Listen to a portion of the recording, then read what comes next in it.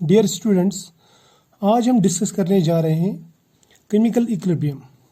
सबसे पहले मैं आपको याद दिलाऊं, इक्विलिब्रियम हमने पढ़ा था। ये वो पॉइंट है जहाँ पे अपोजिंग फोर्सेस जो रहती हैं, फोर्सेस या चेंजेस या रिएक्शंस, वो बैलेंस हो जाते हैं। क्या हो जाते हैं? बैलेंस। ये याद रखना, अपोजिंग फोर्सेस बैलेंस हो जाते हैं। अब केमिकल इक्विलिब्रियम क्या है? केमिकल इक्विलिब्रियम मीन्स वो इक्विलिब्रियम जो एक केमिकल रिएक्शन के दौरान बनता है, यानी किसी केमिकल रिएक्शन में बनता है। Chemical reaction. अब केमिकल रिएक्शन में क्या मैंने बताया था आप लोगों को? केमिकल रिएक्शन मीन्स जहां पे रिएक्टेंट्स प्रोडक्ट्स में कन्वर्ट होते हों, यानी रिएक्टेंट मॉलिक्यूल्स प्रोडक्ट मॉलिक्यूल्स में कन्वर्ट होते हों, और रिएक्टेंट मॉलिक्यूल्स और प्रोडक्ट मॉलिक्यूल्स आपस में इक्विलिब्रियम में आ जाए, उसको हम कहते हैं ये केमिकल इक्विलिब्रियम। तो यहाँ पे जो कंसेप्ट आता है वो आता है केमिकल रिएक्शन का, यानी केमिकल रिएक्शन में ही केमिकल इक्विलिब्रियम बनेगा। अब केमिकल रिएक्शंस जो रहते हैं, ये हमारे पास में दो तरह की रिएक्शंस रहती हैं। एक रहता है इरिवर्सिबल रिएक्शन और दूसरा रहता है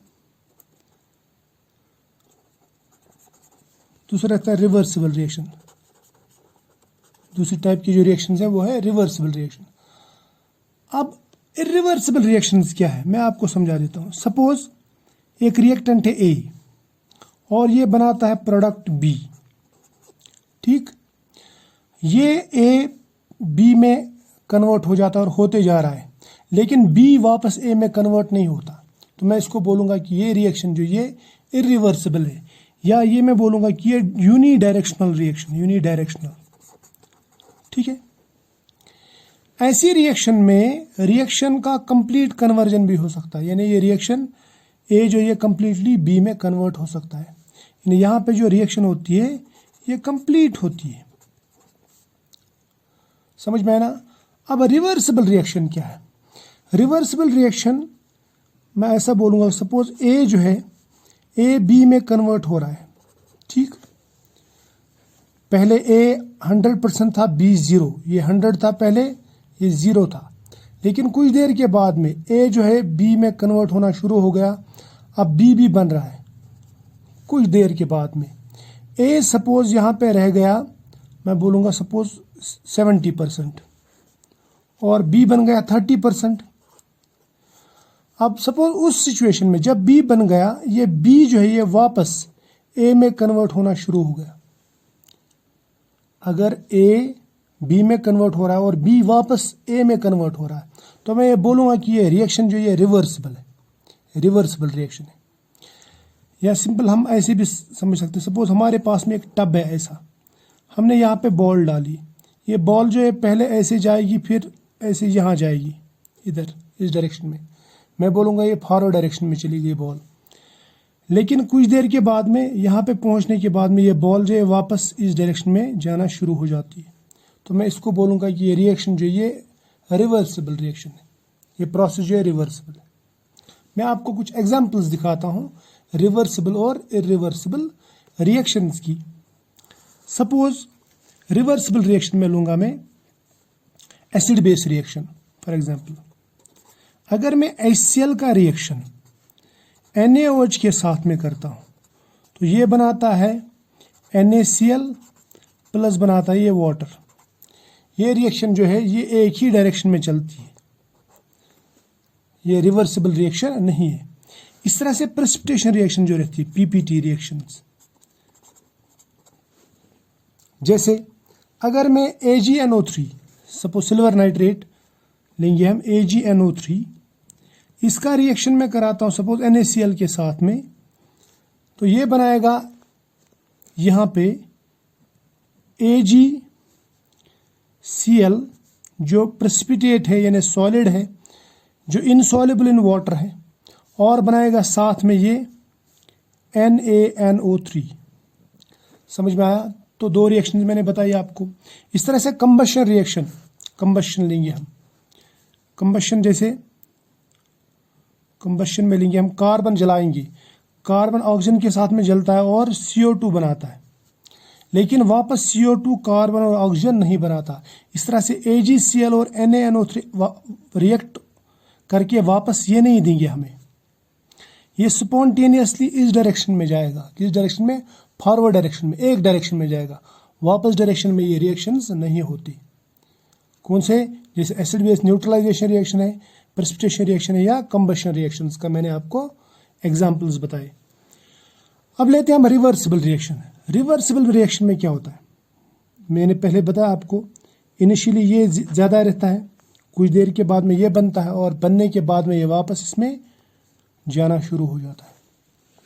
अब देखो, इरिवर्सिबल रिएक्शन में इक्विलिब्रियम पॉसिबल नहीं है, यानी अपोजिंग फोर्सेस जो ये यहाँ पे इक्वल नहीं हो सकती। अब रिवर्सिबल की बात करते हैं। रिवर्सिबल रिएक्शन में सपोज मैं लूंगा एक reaction, suppose H2 plus I2, hydrogen और आयोडीन में आपस में रिएक्ट कराता हूं। ये पहले बनाएंगे HI, ठीक है, क्या बनाएंगे? HI ट्वाइस, और कुछ देर के बाद में ये रिएक्शन वापस इस डायरेक्शन में चली जाएगी। लेकिन कंडीशन ये है कि ये रिएक्शन क्लोज चेंबर में होनी चाहिए। किस चेंबर में? क्लोज चेंबर में। इसी तरह से हमारे पास में और एक है PCl5, वो जो बोतल में रहता है, बंद बोतल में, तो क्या होता है? PCl5 कंटिन्यूसली कन्वर्ट हो जाता है PCl3 प्लस Cl2 में। लेकिन बंद बोतल में ये PCl3 और Cl2 वापस रिएक्ट करके इधर चले जाते हैं, तो मैं इसको बोलूंगा ये भी रिवर्सिबल रिएक्शन है। समझ में आया? इसी तरह से हम हैबर्स प्रोसेस लेते हैं, जैसे N2 प्लस थ्राइस H2, ये रिएक्ट करके बनाते हैं NH3 अमोनिया, ये बनाते हैं, बनाएगा ट्वाइस NH3। पहले ये बनेगा, ये बनने के बाद में, पहले ये कुछ नहीं बना हुआ था, लेकिन जब ये आपस में रिएक्ट करेंगे तो अमोनिया बनेगा।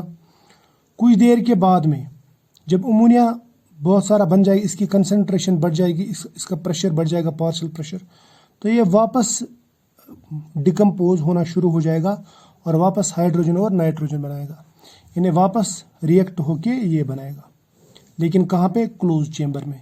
ये भी कहाँ पे? क्लोज चेंबर में। समझ में आना? इनको कहते हैं रिवर्सिबल रिएक्शंस। क्लियर? अब देखो, यहाँ पे अपोजिंग फोर्सेस बैलेंस हो सकती है क्योंकि ये रिवर्सिबल है। तो जो इक्विलिब्रियम बनता है, केमिकल इक्विलिब्रियम, वो रिवर्सिबल प्रोसेस में बनता है। कहाँ पे? Reversible processes. समझ में आना? इरिवर्सिबल प्रोसेस में केमिकल इक्विलिब्रियम नहीं बनता, ये याद रखना, ठीक है? यहां तक तो समझ में आया। अब हम देखते हैं कि केमिकल इक्विलिब्रियम एक्चुअली है क्या। देखो, केमिकल इक्विलिब्रियम की बात करेंगे, केमिकल इक्विलिब्रियम, ये हम देखेंगे एक्चुअल में ये होता क्या है। देखो, इक्विलिब्रियम किस चीज को कहते हैं, किस पॉइंट को कहते हैं। सपोज यही रिएक्शन लूंगा मैं लूंगा N2 प्लस थ्राइस H2, ये रिएक्ट करते हैं और बनाते हैं पहले ट्वाइस NH3, ठीक। और कुछ देर के बाद में जब ये बन जाता है, बहुत सारा बन जाता है, तो ये वापस रिएक्ट होके इधर इसमें डिकम्पोज हो जाता है।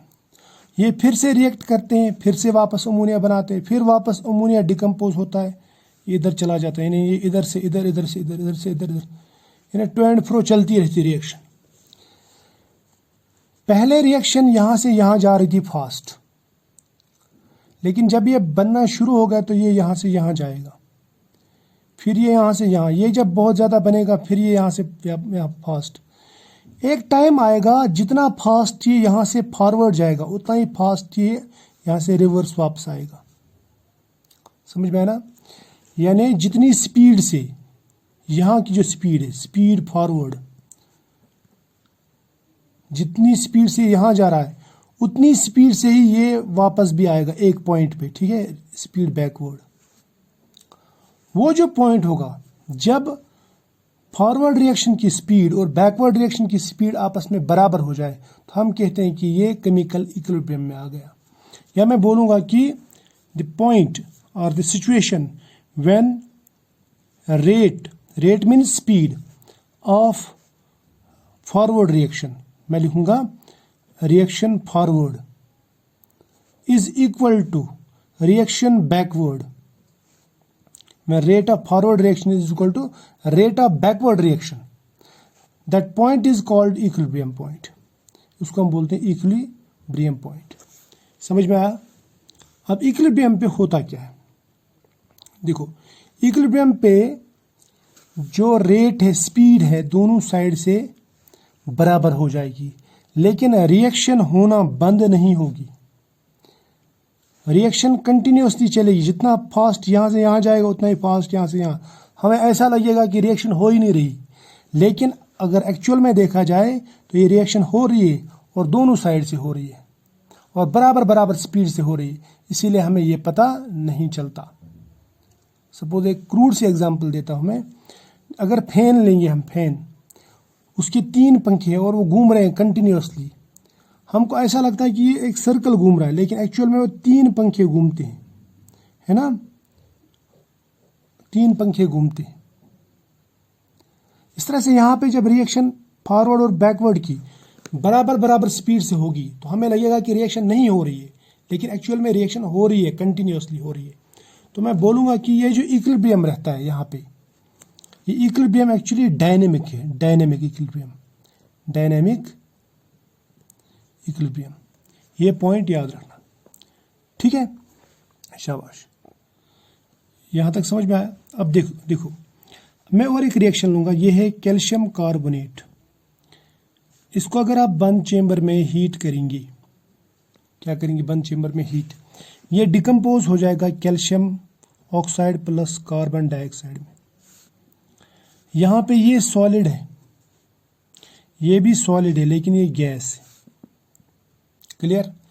अगर मैं खुला चेंबर रख दूंगा तो ये जो स्पीशी है, ये कार्बन डाइऑक्साइड, ये बाहर जाएगा, बाहर जाने के बाद में ये रिएक्शन कभी रिवर्स नहीं होगी, लेकिन अगर मैं इसको बंद चेंबर में रखता हूं तो ये रिएक्शन रिवर्सिबल होगी, क्योंकि कार्बन डाइऑक्साइड कैल्शियम ऑक्साइड के साथ में रिएक्ट करके कैल्शियम कार्बोनेट बनाता है, ठीक है।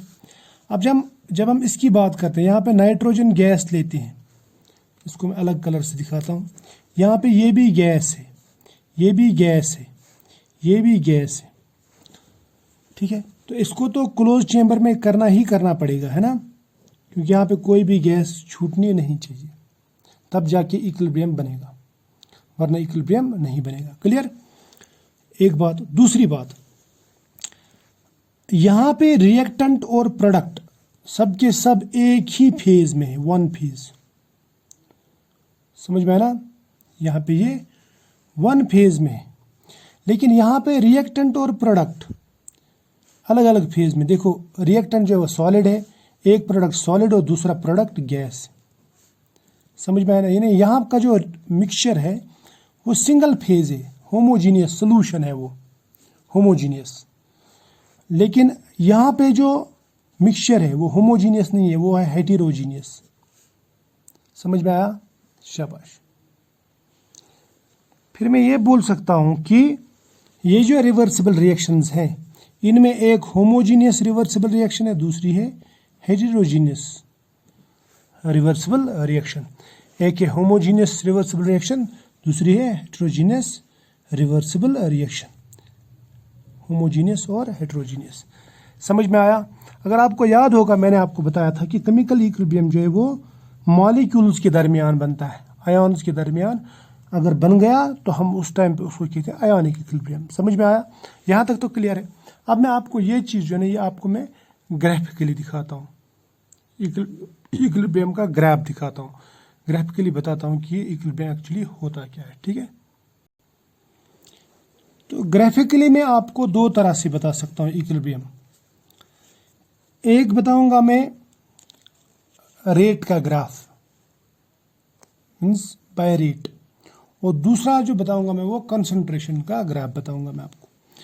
देखो इसको मैं कह सकता हूं कि रेट एनालिसिस, जो मैं रेट वाला ग्राफ दिखाऊंगा, और दूसरे को कह सकता हूं मैं कंसंट्रेशन एनालिसिस। अब यहां पे देखो, अगर मैं एक ग्राफ प्लॉट करता हूं,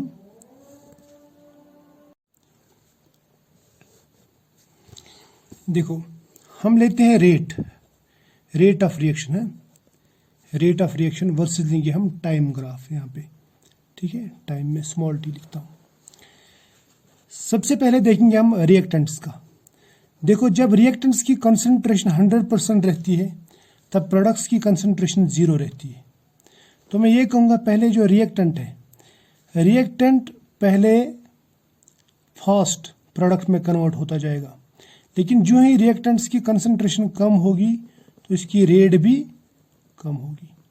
तो एक पॉइंट आएगा जब इसकी जो कंसंट्रेशन है वो कांस्टेंट हो जाएगी।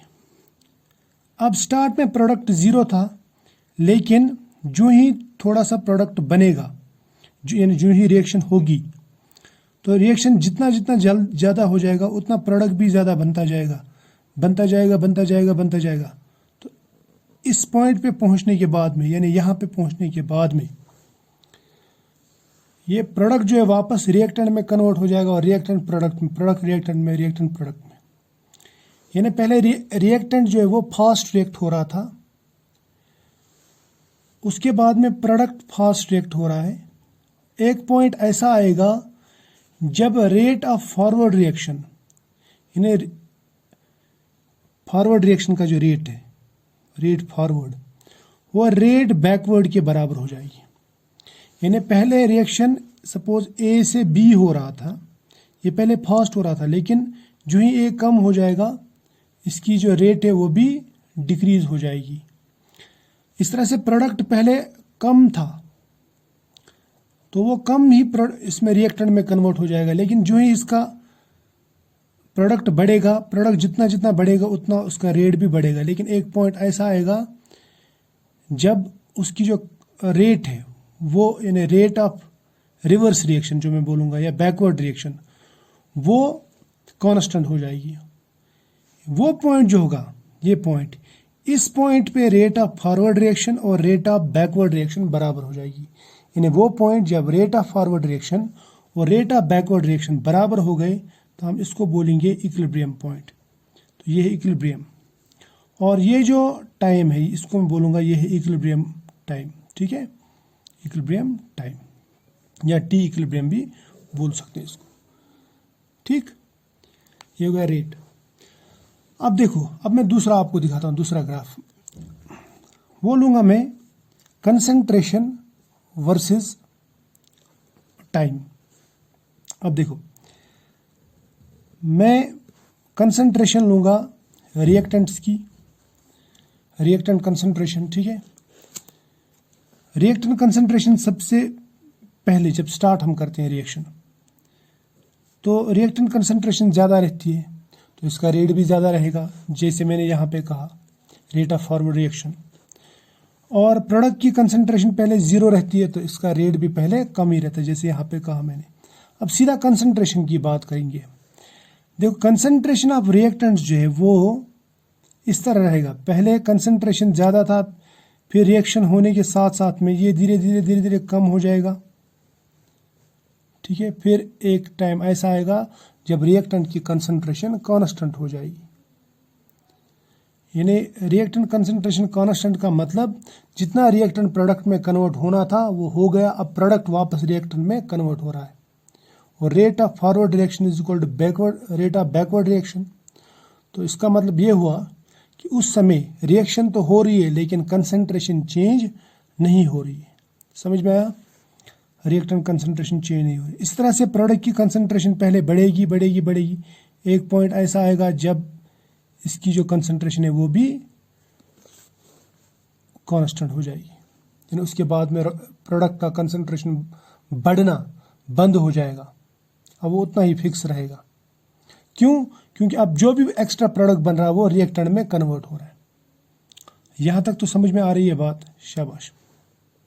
अब देखो इस पॉइंट पे, ये जो पॉइंट है ये भी इक्विलिब्रियम पॉइंट है ना, यहाँ पे इक्विलिब्रियम, जब मैं इक्विलिब्रियम पे आता हूँ, इक्विलिब्रियम पॉइंट पे कंसंट्रेशन ऑफ प्रोडक्ट्स वो भी कांस्टेंट हो जाती है और कंसंट्रेशन ऑफ रिएक्टेंट्स वो भी कांस्टेंट हो जाती है।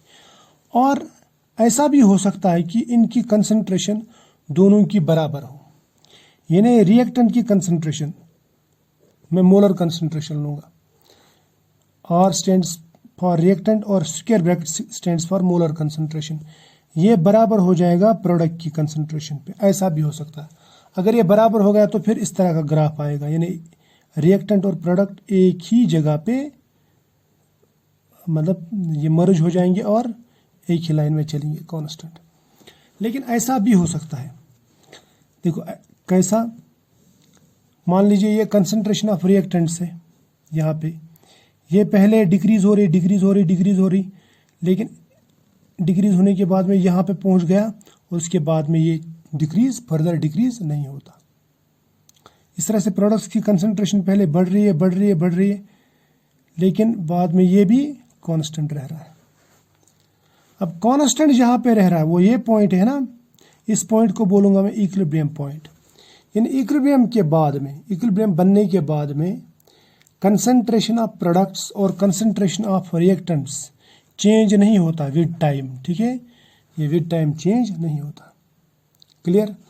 इन दोनों ग्राफ्स का क्या मतलब है, देखो यहाँ पे रिएक्टेंट कंसंट्रेशन और प्रोडक्ट कंसंट्रेशन एक ही जगह पे कांस्टेंट हो गए, एक ही लाइन पे कांस्टेंट हो गए।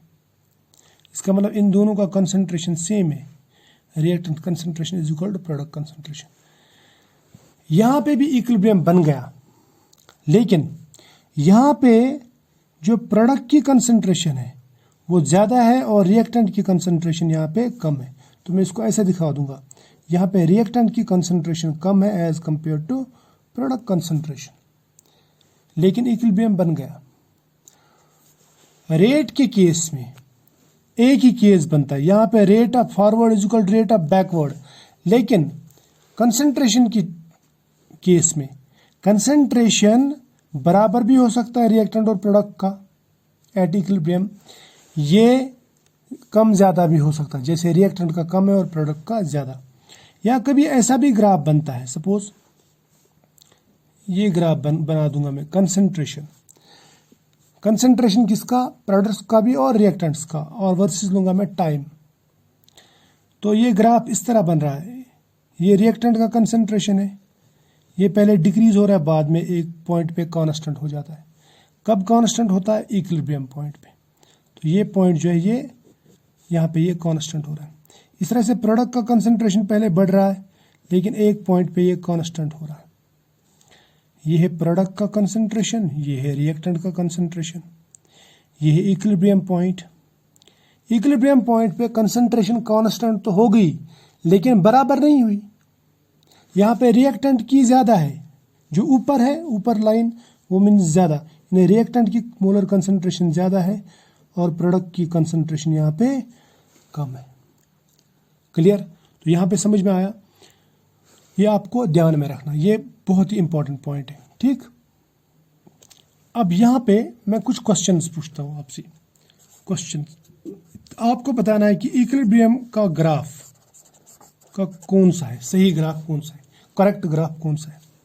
देखो एक ग्राफ बनाता हूँ मैं, ये इसमें लेता हूँ मैं रेट वर्सेस टाइम, यहाँ तक तो ठीक है ग्राफ।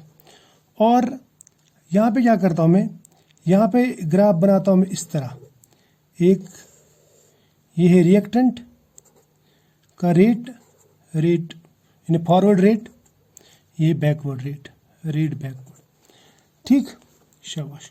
दूसरा ग्राफ बनाता हूँ मैं यहाँ पे, इसमें करता हूँ मैं ये काम, इसमें लेता हूँ मैं ये रिएक्टेंट में फॉरवर्ड रेट, और यहाँ पे लेता हूँ मैं ये बैकवर्ड रेट।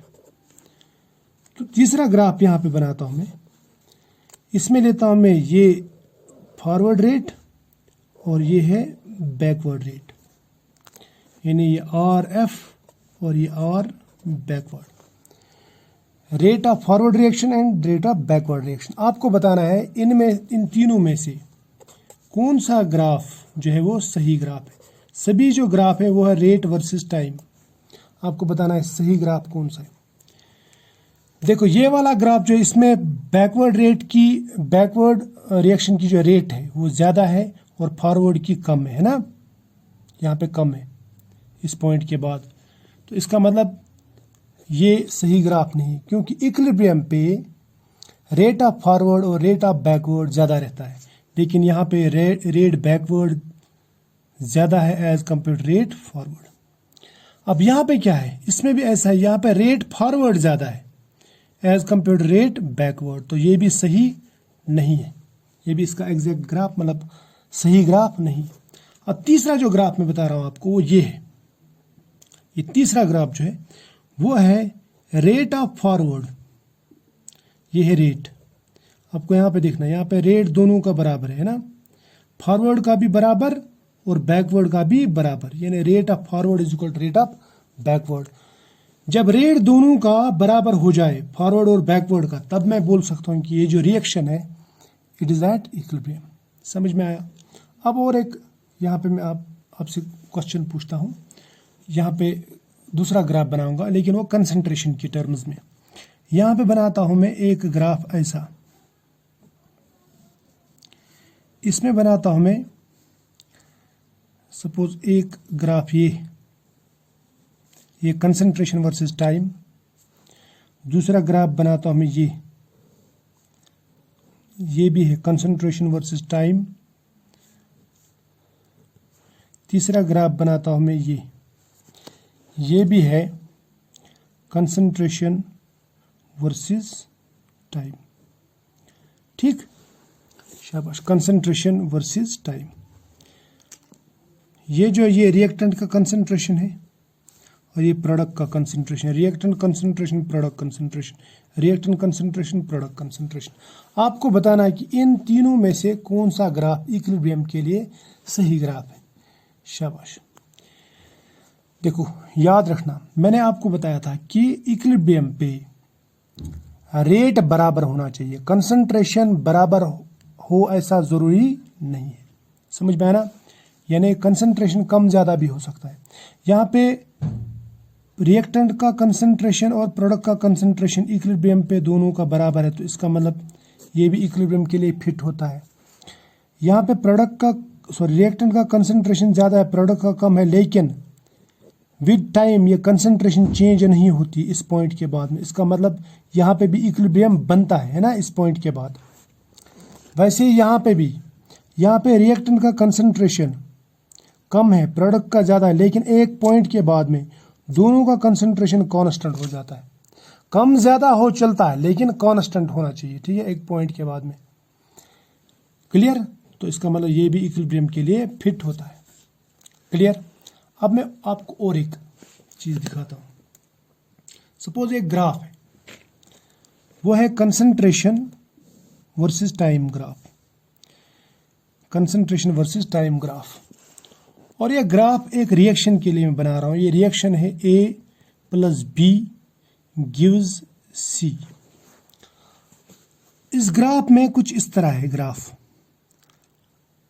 ये है A की कंसंट्रेशन, ये है A की कंसंट्रेशन, और यहाँ पे कंसंट्रेशन ऑफ B है, ये B की कंसंट्रेशन, सॉरी यहाँ पे B लिखूंगा मैं, ये B की कंसंट्रेशन, और यहाँ पे ये C की कंसंट्रेशन है। आपको बताना है कि क्या इसमें इक्विलिब्रियम बनता है, और बनता है तो कहाँ पे बनता है। इक्विलिब्रियम वहाँ पे बनता है जहाँ पे ये कांस्टेंट हो जाते हैं, यानी ये पॉइंट।